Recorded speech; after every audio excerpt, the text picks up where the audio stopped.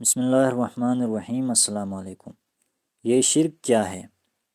اللہ تعالیٰ کے ساتھ کسی کو الہ بنایا جائے تو قرآن اپنی اصطلاح میں اسے شرک سے تعبیر کرتا ہے۔ اس کے معنی یہ ہے کہ کسی کو خدا کی ذات سے یا خدا کو اس کی ذات سے سمجھا جائے، یا خلق میں یا مخلوقات کی تدبیر امور میں کسی کا کوئی حصہ مانا جائے، اور اس طرح کسی نہ کسی درجے میں اسے اللہ تعالیٰ کا ہمسر بنا دیا جائے۔ پہلی صورت کی مثال سیدنا مسیح، سیدہ مریم اور فرشتوں کے بارے میں عیسائیوں اور مشرکین عرب کے عقائد ہے۔ صوفیانہ مذاہب کا عقیدہ وحدت الوجود بھی اسی قبیل سے ہے۔ دوسری صورت کی مثال ہندوؤں میں برہما، وشنو، شیو اور مسلمانوں میں غوث، قطب، ابدال، داتا اور غریب نواز جیسی ہستیوں کا عقیدہ ہے۔ ارواح خبیثہ، نجوم و کواکب اور شیاطین کے تصرفات پر ایمان کو بھی اسی کے ذیل میں سمجھنا چاہیے۔ ارشاد فرمایا ہے، قل هو اللہ احد اللہ الصمد لم یلد ولم یولد ولم یکن لہ کفوا احد۔ تم اعلان کرو اے پیغمبر، حقیقت یہ ہے کہ اللہ یکتا ہے، اللہ سب کا سہارا ہے، وہ نہ باپ ہے نہ بیٹا اور نہ اس کا کوئی ہمسر ہے۔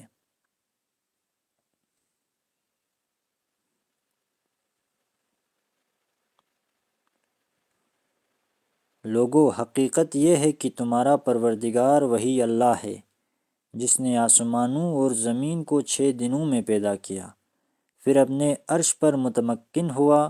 وہ رات کو دن پر ڈھانک دیتا ہے جو اس کے پیچھے دوڑتی چلی آتی ہے، اور اس نے سورج اور چاند اور تارے پیدا کیے اور اس کی حکم برداری میں لگے ہوئے ہیں۔ سنو، خلق بھی اسی کی ہے اور حکم بھی اسی کا ہے، بڑا ہی بابرکت ہے اللہ جہانوں کا پروردگار۔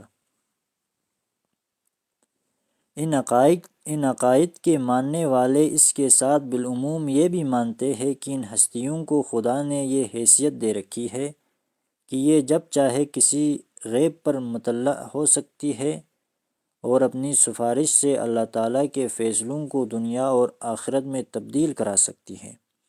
قرآن نے ان دونوں ہی باتوں کی تردید کر دی ہے۔ پہلی بات کے بارے میں فرمایا ہے، یہ عذاب کے لیے جلدی مچاتے ہیں۔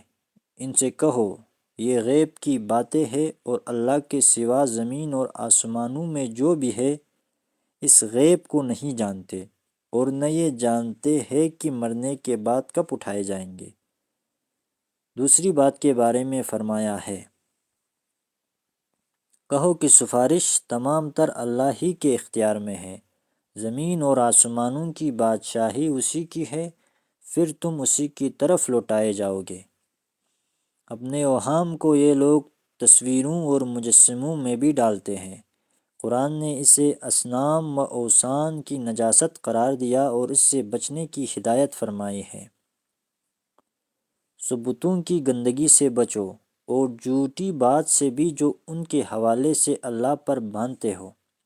رسول اللہ صلی اللہ علیہ وآلہ وسلم نے اسی بنا پر فرمایا ہے کہ قیامت کے دن یہ تصویریں اور مجسمے بنانے والے شدید ترین عذاب سے دوچار ہوں گے، اور ان سے تقاضا کیا جائے گا کہ اپنے زعم کے مطابق جن زندہ اور نافع و ضار ہستیوں کی تصویریں تم بناتے رہے ہو ان میں اب جان ڈال کر دکھاؤ۔ آپ کا ارشاد ہے،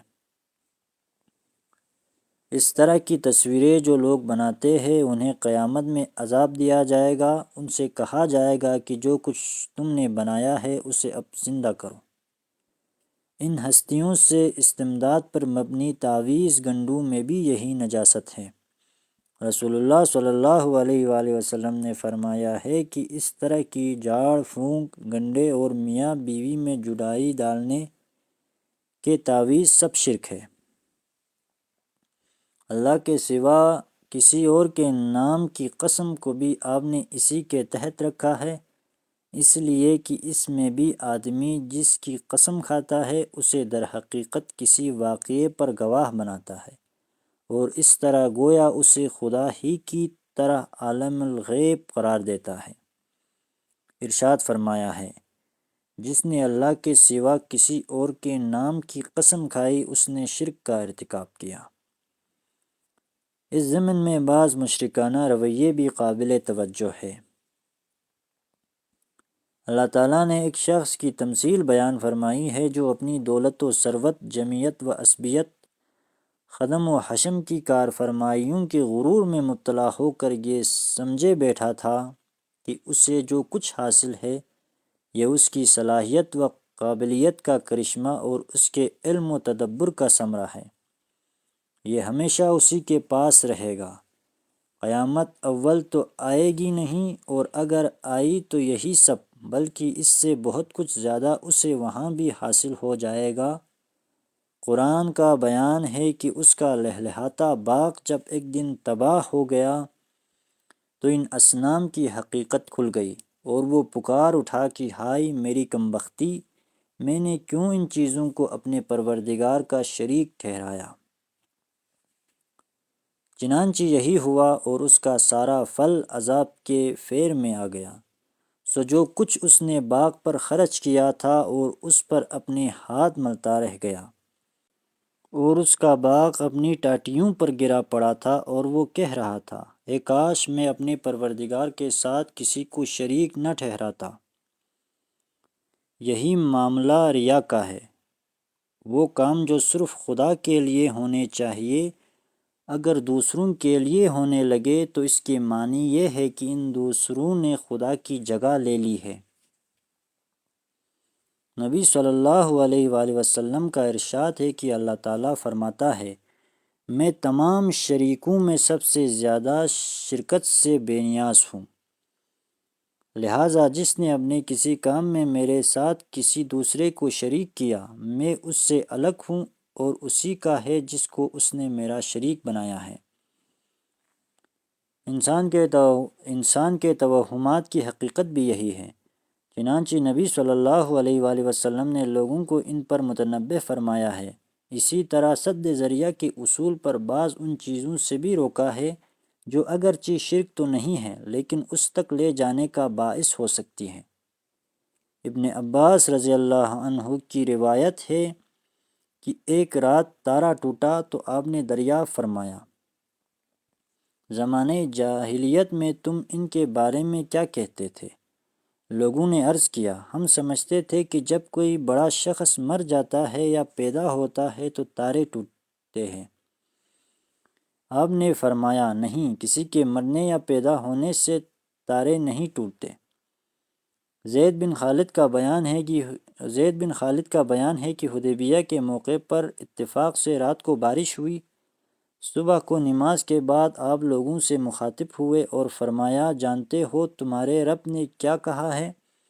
لوگوں نے عرض کیا، اللہ اور اس کا رسول زیادہ جانتے ہیں۔ ارشاد ہوا، اللہ نے فرمایا ہے کہ آج صبح کو میرے بندوں میں سے کچھ مومن ہو کر اٹھے اور کچھ کافر ہو کر۔ جنہوں نے یہ کہا کہ یہ بارش اللہ کے فضل و رحمت سے ہوئی ہے وہ میرے ماننے والے اور تاروں کے منکر ہے۔ لوگوں نے عرض کیا، اللہ اور اس کا رسول زیادہ جانتے ہیں۔ ارشاد ہوا، اللہ نے فرمایا ہے کہ آج صبح کو میرے بندوں میں سے کچھ مومن ہو کر اٹھے اور کچھ کافر ہو کر۔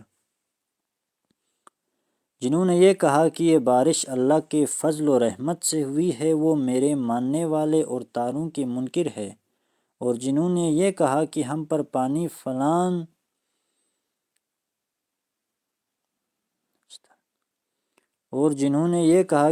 پانی فلان نشتر سے برسا ہے وہ میرے منکر اور تاروں کے ماننے والے ہیں۔ ابن عمر کہتے ہیں کہ رسول اللہ صلی اللہ علیہ وسلم نے فرمایا، سورج اور چاند کسی کے مرنے یا جینے سے نہیں گہناتے، یہ تو اللہ کی نشانیوں میں سے دو نشانیاں ہیں، لہٰذا انہیں دیکھو تو نماز پڑھو۔ نبی صلی اللہ علیہ وآلہ وسلم کی ایک زوجہ محترمہ کا بیان ہے کہ آپ نے فرمایا، جو اپنی کسی چیز کا پتہ پوچھنے کسی عراف کے پاس جائے گا جو اپنی کسی چیز کا پتہ پوچھنے کسی عارف کے پاس جائے گا اور اسے سچا سمجھے گا، اس کی 40 دن کی نماز قبول نہ ہوگی۔ سیدہ عائشہ کی روایت ہے کہ لوگوں نے کاہنوں کے بارے میں پوچھا تو آپ نے فرمایا یہ کچھ نہیں ہے۔